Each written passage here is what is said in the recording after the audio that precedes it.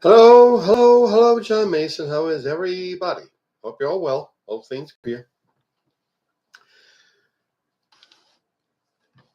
Donald Trump has been indicted for the third time in, in the circuit court of the District of Columbia by a black female judge appointed by Obama. To, and it's over the case of around 9/11, no, January 6th, and the efforts by Trump and his minions to overturn the Electoral College vote to prevent the ceremonial counting of the Electoral College votes, thereby overturning the will of the American people.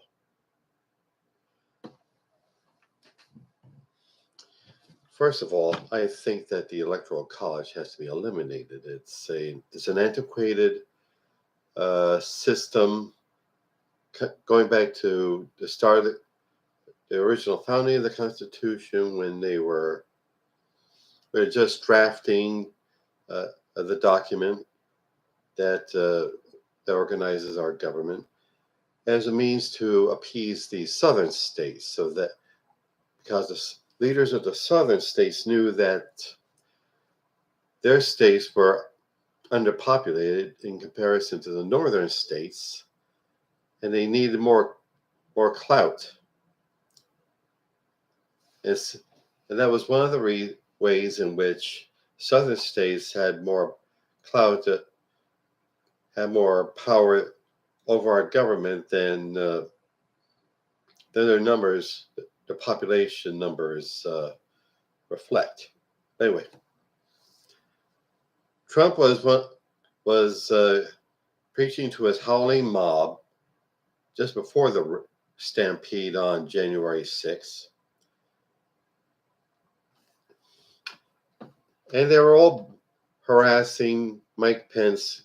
And the people in Trump's circle were harassing Mike Pence to decertify the count of the Electoral College votes and take it back to the state legislatures.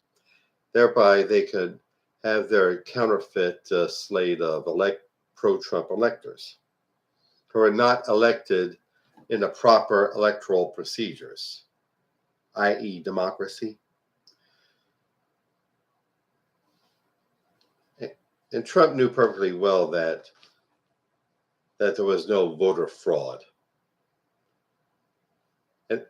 And I'm sure they had a good idea that according to the Constitution, Pence, as vice president, could not decertify the Electoral College votes. His role was strictly ceremonial to formally announce who had the most Electoral College votes, and it was Biden and Harris. But still, Trump's followers, disciples, just roared into the Capitol building, breaking windows, assaulting police officers, threatening to kill Pence and members of Congress. And he's finally indicted. And the judge addressed him as Mr. Trump. He's been so used to being treated with deference, like he's still president, or he's this grand wizard capitalist genius. But the judge addressed him as Mr. Trump. Good morning, Mr. Trump. And that was a hit to his ego. And the judge ordered him to refrain from making any certain comments about the trial. And what do you know? Trump goes on a rant on this Truth Social networking site, saying, "You come after me, I'm coming after you," as like a threat to Jack Smith, the special prosecutor. And we know what happens. Trump was our threat, and one of his flying monkeys comes in and attacks attacks the target. And they've never been above sharing their home addresses or their kids or their wives. There's no secret that when Trump put out Obama's home address, it just happened. It was no coincidence that someone went up there trying to get ready to kill Obama. But anyway, Trump put out that piece of crap, whatever you would call it, and the judge and Jack Smith made a request for a protection order, and this may prompt the judge to speed up, move along the trial date. This has been known to happen. In other words, we're not taking any of Donnie's shit any longer. And the danger is there of his raving maniacs. But when Trump went to the courthouse in D.C. to submit to arrest and arraignment, there wasn't a great cheering violent mob that was there on January 6th for him. There was this one guy that had on this inflated baby Trump suit to think, well, I don't want to be a guy I don't want to go to prison. And maybe one Trump lover. But the courthouse was secure. It had security in it and around it. Not such a soft target. So, goes to show you when you have what happens when you have a competent, decent person as president.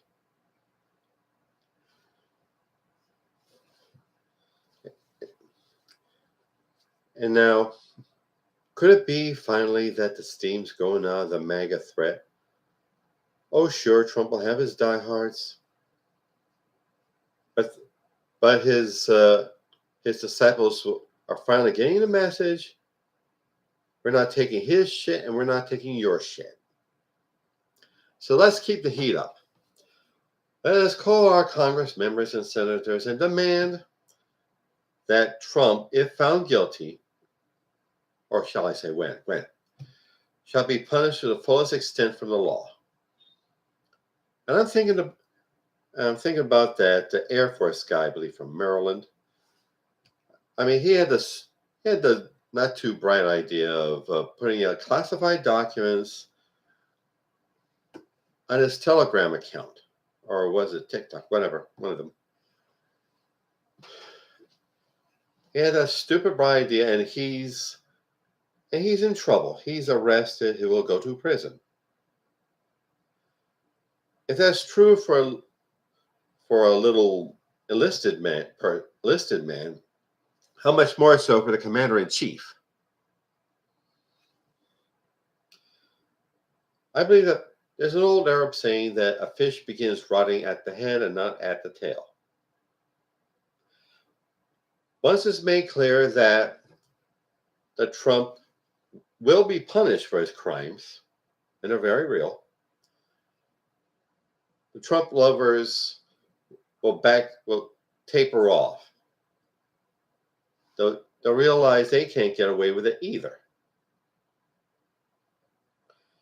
And so let's demand of our elected federal representatives that Trump be punished accordingly to his crimes.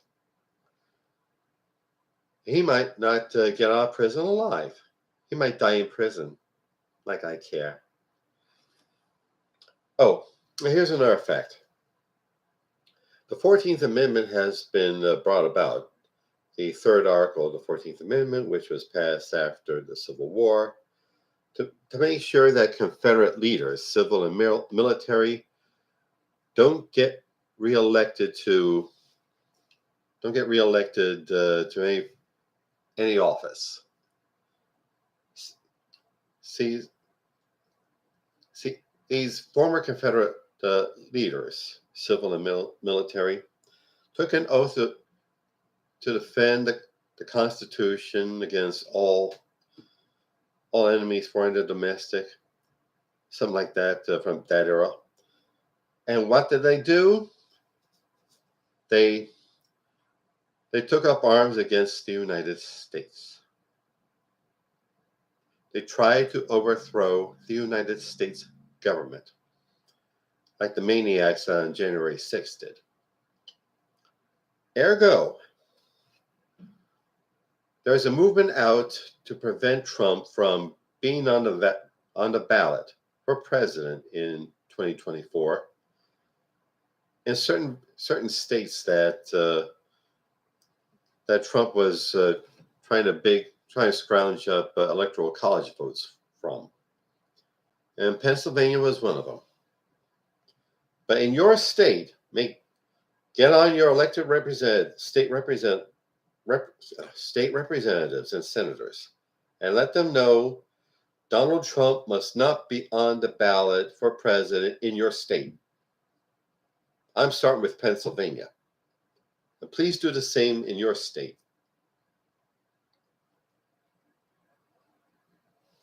This is a blow against the MAGA mania. It'll be a blow against fascism. That's what's called, fascism. It's a very real danger. And this is a blow against it. It's a sign we're not taking their crap. Okay, I'm all talked out. And now, advertisements. My novel, Soldier of the Cross, is available on Amazon.com. It's the story of David Lucas, who as a young man in the early 60s was a bully and a drunk and a whore chaser. He gets in trouble in the army, he becomes a born-again Christian, and he's determined to be a manly, fanatical Christian man, totally dedicated to Jesus. But it ends in disaster for him. Please look it up. Soldier of the Cross on Amazon.com. And if you wish to support my work, all my media work with my blog and my podcast and this video series, please look up my website, johnomason.com. And here's some small businesses that are near and dear to me. Hemperific is a lovely little CBD product store located on Snyder Avenue, near 15th Street in South Philadelphia. There you'll find some of the finest cannabis-infused products. Got flour and candies and gummies and drinks and teas and lip balm and hand sanitizer and dog treats. Yep, dog treats. Look them up, please. HemperificLLC.com. And also, my beloved career and business coach, Michelle Snow. Michelle is excellent in helping you develop your small business or professional career. Let you know what you're doing right, where you need work, and help you network with other professionals and small entrepreneurs. Look her up, please. growwithsnow.com. Okay then. That's our mission as Americans. To defend our democracy, to move it further, to make sure the government is for the people as well, and definitely of the people, and defeat fascism, should we decide to accept it. And for what I've seen, this younger generation, these 20-something kids, have accepted that mission, and they're doing great with it. We will beat them, and America will be free. Thanks. Have a good week. Bye.